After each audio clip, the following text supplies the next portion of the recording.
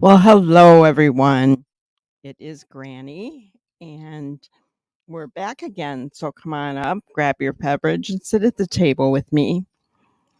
We are going to continue our series on Where is Sebastian Rogers. If you don't know who Sebastian is, um, he is a 15-year-old autistic male who went missing on February 25th, 26th of 2024, just kind of vanished from his mom and stepdad's home.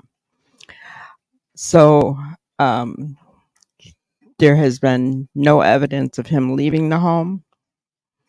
And we have no leads. We have no knowledge of any leads anyway. We have no knowledge of where he might be. His biological father, Seth Rogers, is, looking for him. His mother, Katie, and her husband, Chris Proudfoot, have done a couple of interviews. So this is I believe, the second interview that they did. So if you want to bear with me, I'm going to go ahead and share my screen. We're going to be watching the behavior panel. And by the way, if you have not subscribed to the behavior panel, I recommend that you do. They are awesome. They're all professionals, each one in their own right. There's 4 of them. And they are doing behavior analysis on this particular interview. So let's go ahead and continue.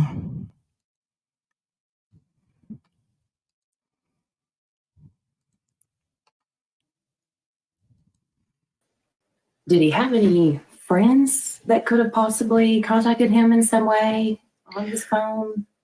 All his friends at school have been questioned to my knowledge, and none of them knew anything. So this big question mark. He's vanished. Yes, ma'am. And no one can figure out where or why. All right. So let's talk about the relationship involved, because the biological father is very much involved in Sebastian's life as well. Yes, ma'am. Very much. Right. And how would you describe that relationship, the 2 of them and the 4 of you?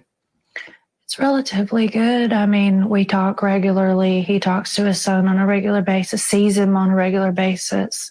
He's involved in school and therapy. And I mean, he didn't have any extracurricular activities, but I can tell you now, if he did, his dad would be in the front row.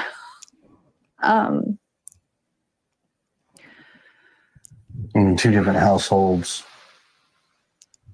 and the communication between the 3 of us is great. I mean, yes, we're just like every parent. We all have our disagreements, but in the end, we come together as a team and we work and we come up with solutions that as we best see fit. I mean, I'm almost in contact with him almost daily. All right, Greg, why don't you go first? Yeah, so this one I'm only going to cover a couple of things. If we want to talk about the relationship between the family, there's certainly something going on here. But anytime you get a family with a step parent and all that kind of thing, there's going to be some kind of disagreement. But if you don't believe it, he tongue juts when they're talking about how good the relationship is. She uses a qualifier relatively, and she does purse lips. So there's something going on between them. There's some baggage back and forth. It could be around, I read that he's pretty stern about the use of the cell phone. And he says that here, says that we don't allow him to use it freely and that kind of thing. There could be disagreement with the father about that. And then you get to this baggage about where a child lives. So I'm not going to read anything into it. I'm just going to say you might even get different opinions from the father than you're getting from the stepfather and the mother, because that's the way relationships work out.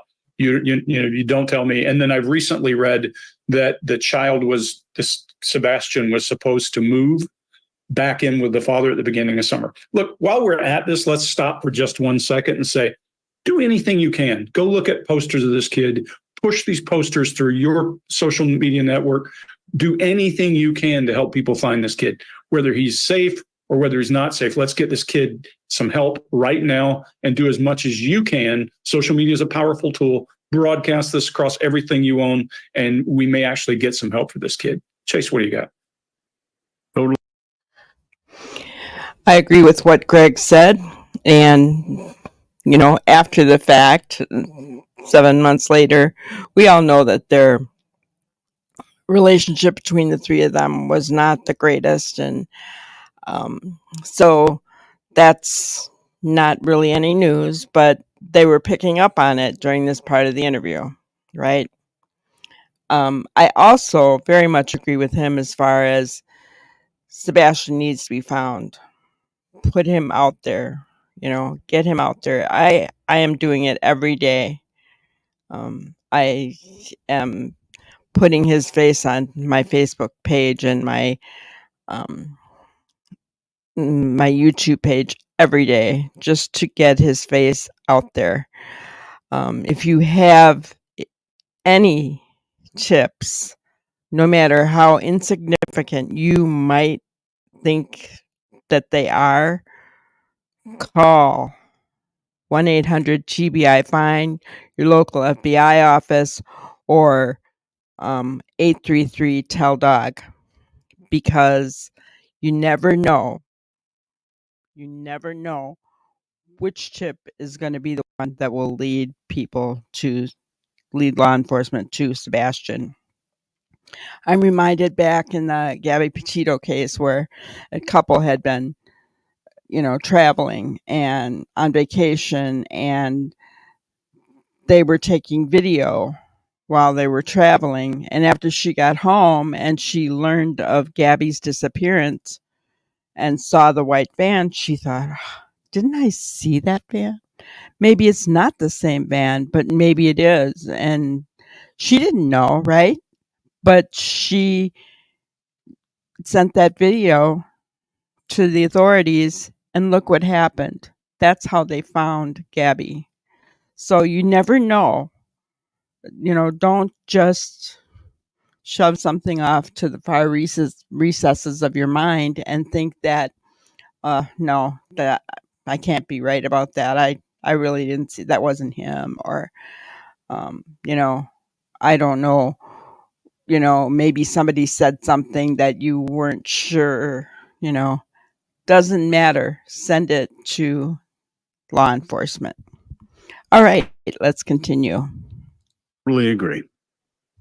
So the stepfather here seems to be eager to grab onto this big question that the reporter brings up of not being able to find where he is. And since we aren't seeing clusters of other behavior, I think this is more likely out of a desire to appear innocent, which, keep in mind, you still see in innocent people who logically understand that they're probably a suspect. Then how would you describe his relationship? And talking about the biological father, this is a question from the reporter. There's a strong pronounced tongue jut there.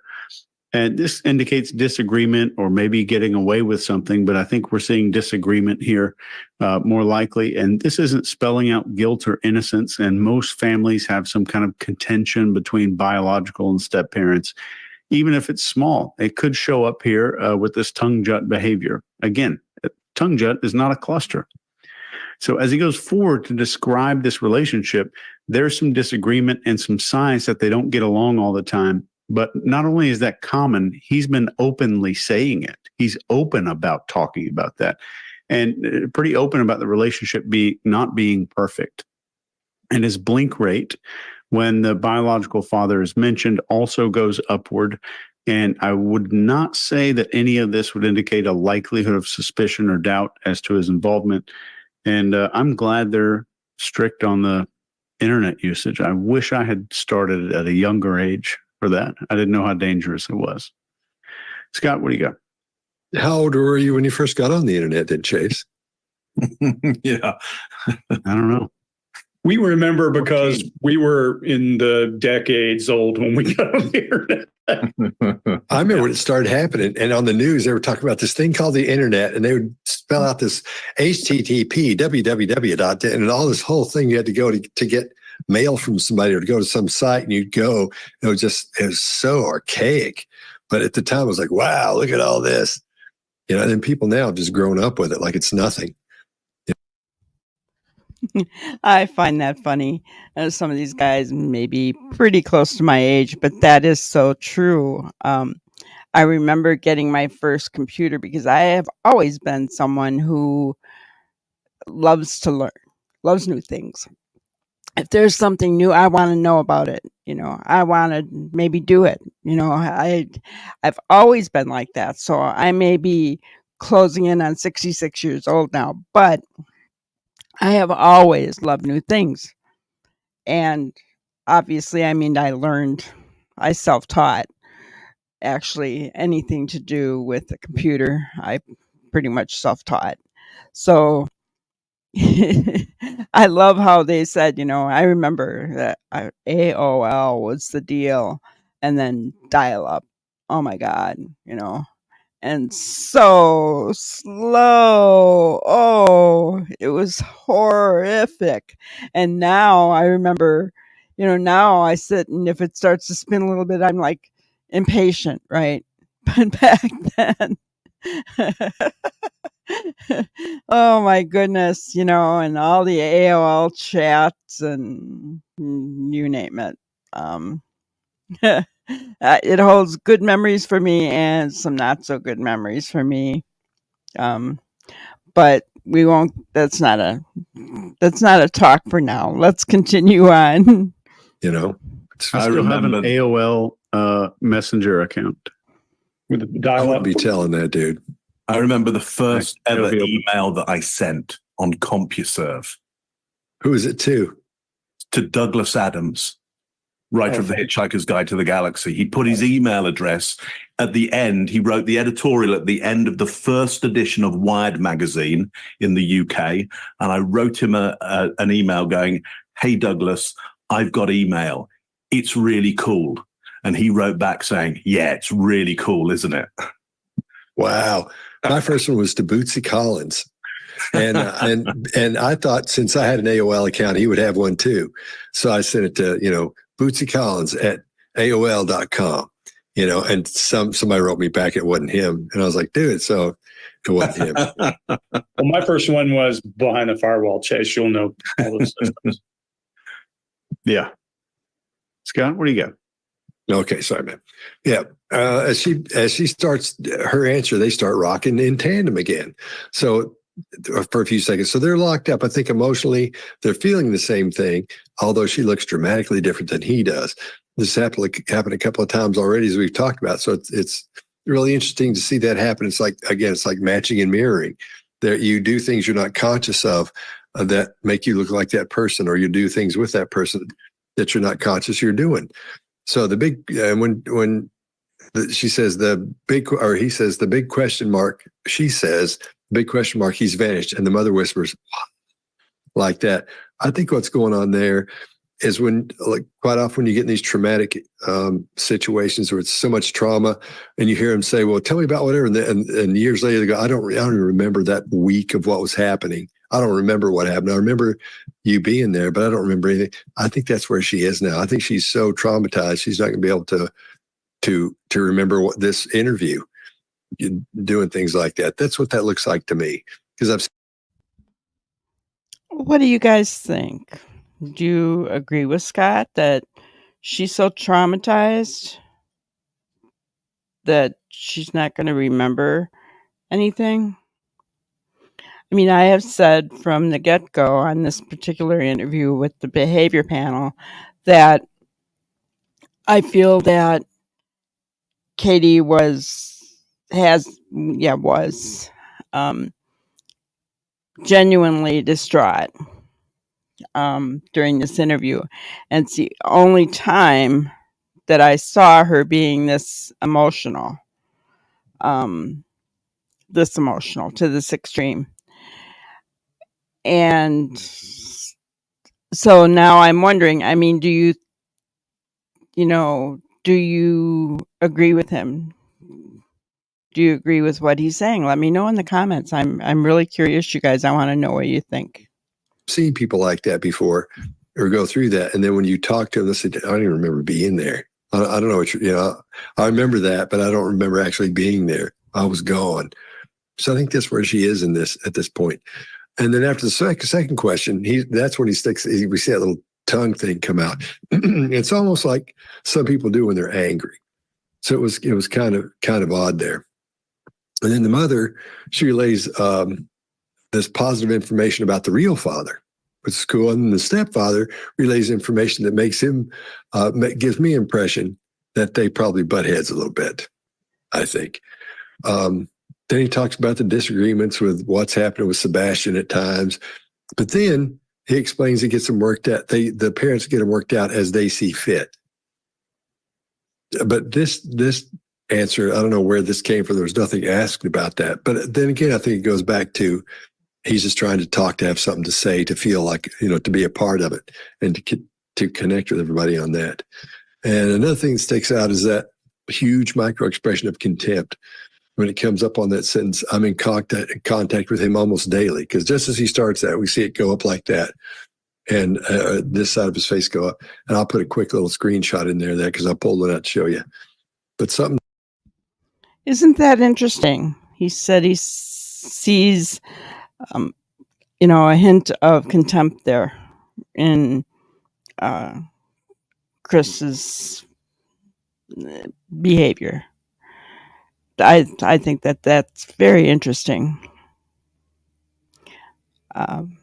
We know now, of course, I think things escalated between Seth and the Proudfoots since this interview. I mean, obviously things have really, really escalated, right? But even back then, it's kind of interesting that he said that he saw a glimmer of contempt. And then he also mentioned earlier that, people who do what Chris did at that moment is typically because of anger. I have said over and over again, and remember, guys, this is all my opinion. It's all alleged. Nobody is being accused of anything. We're just looking at behavior in an interview. So I'm not saying anyone's guilty. I'm not saying anyone's innocent. I'm not saying any such thing. I am just giving my opinion. So, yeah, I have said from the beginning that Chris, anytime I've seen emotion in Chris, it was anger. And I stand behind that. All right, let's continue. At that point, something's not right there. I think that something that's not right is, of course, there's competition, between the two fathers, the real father and the stepfather. There's going to be a little contention there. And so I think that's what that's about. And remember. Okay. I do disagree with Scott on that point. I do not think that there was any kind of competition between Seth or Chris. I don't believe that. I do feel that there was contention between the two, dissension, whatever you want to call it. Obviously, because I think that there were two very different households. I think that Chris's household is more militaristic. He's very strict. And Katie, having been in the military as well, probably agreed with a lot of what went on. And, I don't see that as being in Seth's household. We have now learned that Seth let him go online, supervised, to play games. Right? So, I think that there were two very different households. Okay, let's continue. Remember, we still haven't heard either one of them say his name yet. The only person that said his name is the reporter or the interviewer. Mark, what do you got? Yeah, simply a reiteration of everything that's been said here. Certainly, the stepfather here becomes more alert the moment the biological father is brought up. I think that's reasonable given the politics of the situation here. It's not irrational to think that would happen to some degree. It's pronounced here because we don't see the father do very much. Anyway, he's not big, demonstrative with his feelings, so it kind of stands out a little bit here, but it's not out of the ordinary for the situation, I would say. One of those tape replays. Okay, so what do you guys think? What do you guys think of this part of it? We've seen a little bit of, they actually saw some facial expressions, negative facial expressions, contention, anger, with Chris, contempt. So they were catching on to a little bit. They are stressing that is probably all normal. And, I don't know the dynamics in between the Proudfoots and between Seth. I do not know, but like I said, there's two very different households, and let's keep in mind that Seth was the one that raised Sebastian while Katie was in the military. So, he had a very strong bond with his son, so he's going to be very vocal, I think. To say that there's some dissension, I mean, I'm not sure. I was divorced with children and remarried, and I can't honestly say that there was dissension between my children's biological father and their stepfather. I'm not saying that things were perfect by any means, but between the biological father and the stepfather, they got along. I was very shocked. They got along pretty well, in fact. If there was any dissension, it was me with the biological father. So, but between the stepfather and the biological father, there wasn't. However, I have seen it. So I think it can go both ways. I don't think, I'm not sure that it's the norm though. But you guys tell me, what have been your experiences? Tell me what you think, because I can see it going either way, but I'm just not so sure that that's to be considered the norm. Okay. Well, that's all I have for today. We're going to continue on the next video with behavior analysis of this.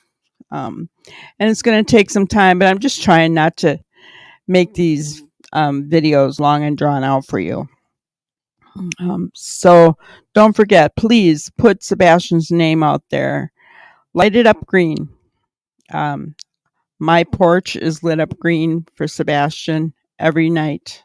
So, what I did was I went and got some solar lights and wrapped them around my porch, and they're awesome, So, I'm a granny. I can't get up on ladders and all this kind of stuff to change porch lights. So I went and got some solar lights, and so I'm lit up green for Sebastian.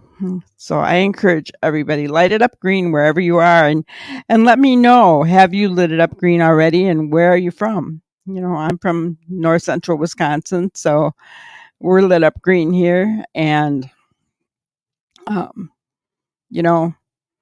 I know that there are people in Australia and all different kinds of places that have lit it up green. But I ask you, share his picture every single day. Let's get it out to the world because somebody knows something. Someone knows something. Okay? And remember, guys, it's all my opinion. It's all alleged, not accusing anyone of anything. Have a wonderful, wonderful day, and we will see you on the next video. Thank you for watching another episode of Granny's Crime Busters. We really appreciate each and every one of you. Don't forget to subscribe and like and even share the content. You can follow us on any of our other social media platforms at YouTube, Twitter, Instagram, Facebook, and TikTok. We really appreciate you guys, and you can also email us at granny'scrimebusters@gmail.com. Thank you so much, and we will see you on the